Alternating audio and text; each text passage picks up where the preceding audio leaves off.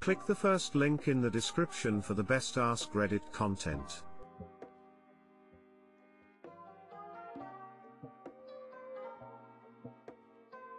Today I fucked up by doing an Askreddit test. So I'm a mixed race guy from Australia, so I thought it would be pretty cool to get one of those Askreddit tests to get a bit more of a picture of my background and such. Looking through it was great, mainly West African/English, half Caribbean ancestry, which was to be expected. What wasn't to be expected was that me and my cousin didn't match up. And this can't be true, but also DNA doesn't lie, so I confront my mom about it and all of a sudden she tells me a name. Now a bit of a backstory. Although the guy I thought was my father didn't look so much like me, he was black. I didn't meet him till I was 18, which we both decided we should do a DNA test, but being young and naive I let my mum talk me out of it. Although I only met him twice in my life, I have always been super close with his family. He died a few years ago and I grieved not for the memories I had lost but the future I may have missed out on. Anyway, so over the next 48 hours after the name drop I made it my mission to find this guy.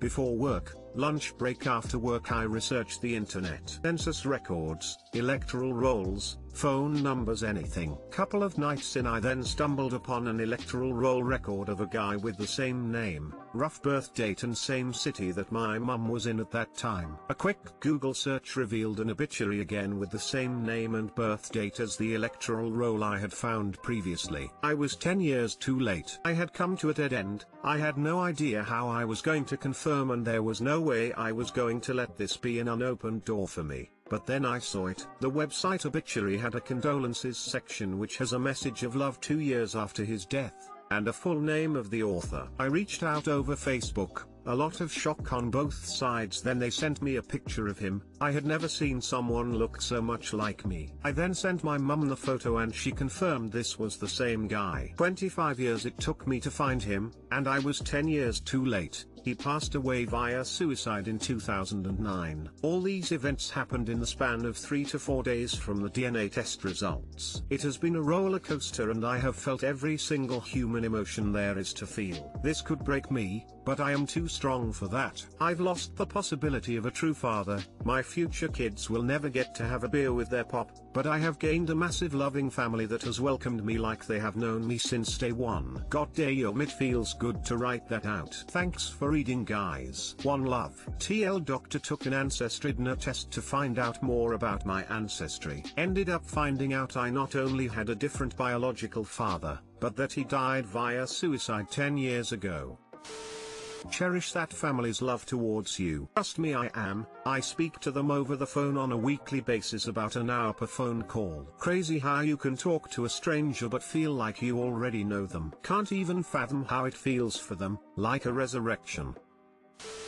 A father isn't someone who gave birth to you, but it's who is the father figure to you in your life. My bio father never wanted anything to do with me, but my stepfather wanted to give me the world. You may have lost your biological father, but you do have a family that is great to you. That's the thing that matters most. I never met my bio father because he died in an accident, but after a while I started to realize I had a great family already. Someone who gave birth to you is called a mother. Did your dad know he wasn't your biological father? Also, did your mom know the whole time? Yeah, WTF? Are you okay? Yeah, I'm not too bad. I have times where it gets a bit overwhelming. But ultimately not of this is my fault and I realize that, and I'm still the same guy I was before this news. When I found out how he died, for some reason I felt somehow defective.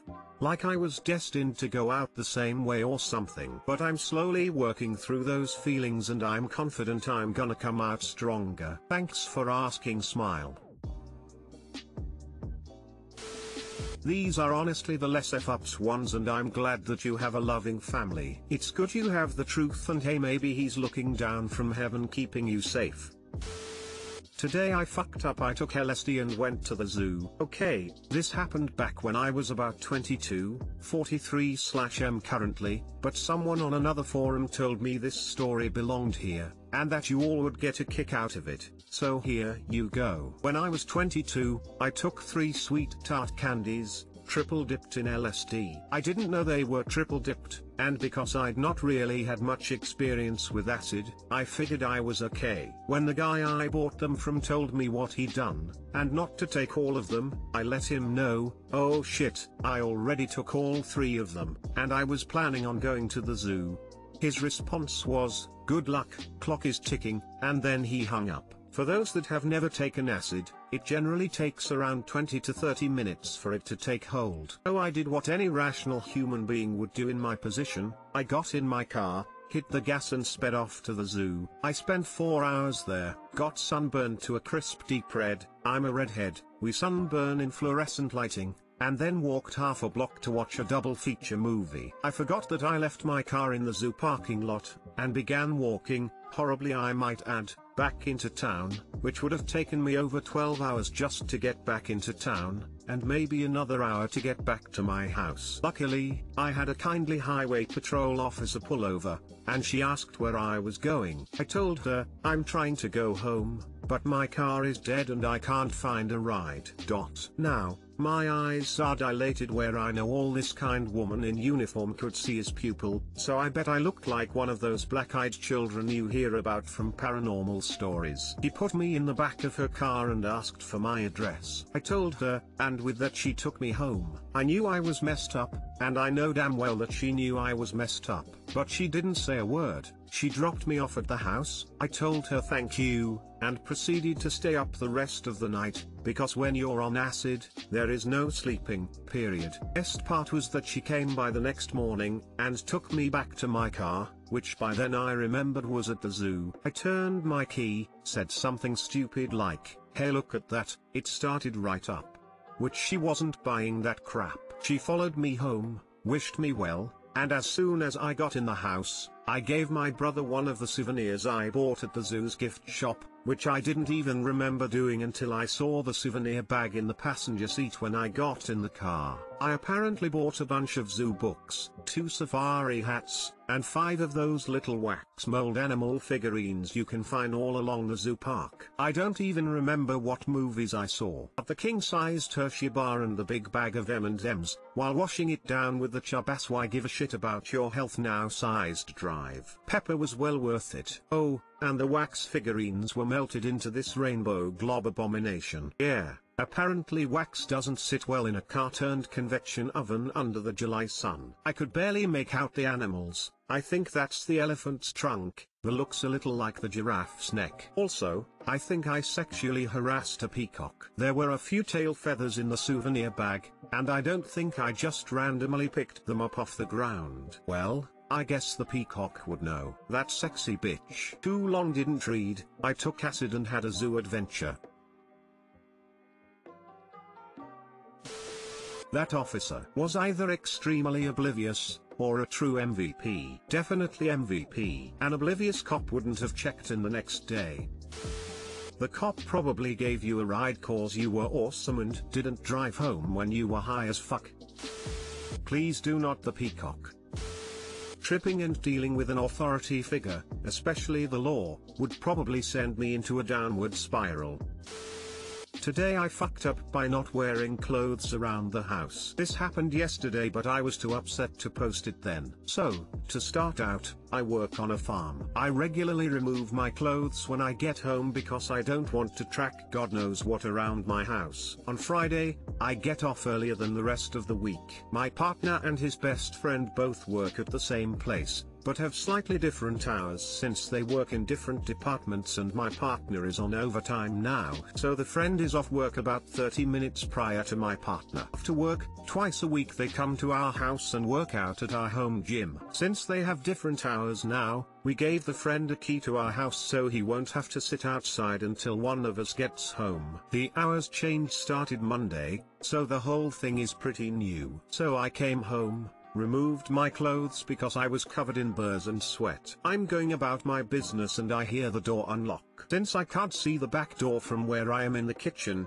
I just start talking about telling my partner about my day. Except, it's not my partner. It's the friend. I don't know this until I walk into view and see him. And he sees me. I frantically tried to cover myself, but the damage had been done. He had seen everything. He turned around quickly and stepped back outside until I got clothes on. I'm 100% sure he saw 100% of me. Too long didn't read. I forgot that we gave a key to a friend and gave him a full view of all my goods. I don't think I can ever look him in the eye again. Editor, wow. I didn't think so many people would bother to read this. 1. I have no problem showing some skin. But much like the underwear/swimsuit debate, I wasn't prepared to be showing all the goods. 2. I don't put new clothes on immediately because I'm usually so hot and sweaty, I need a minute to cool down. I also, on occasion, need to check for ticks and such because of where I work.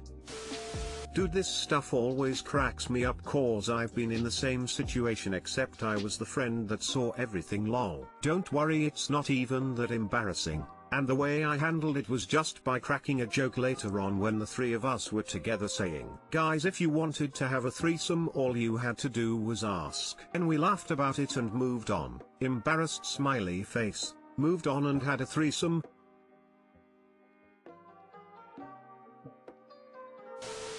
Your friend is sure gonna think twice before entering your house after this. More like enter twice as often without telling anyone.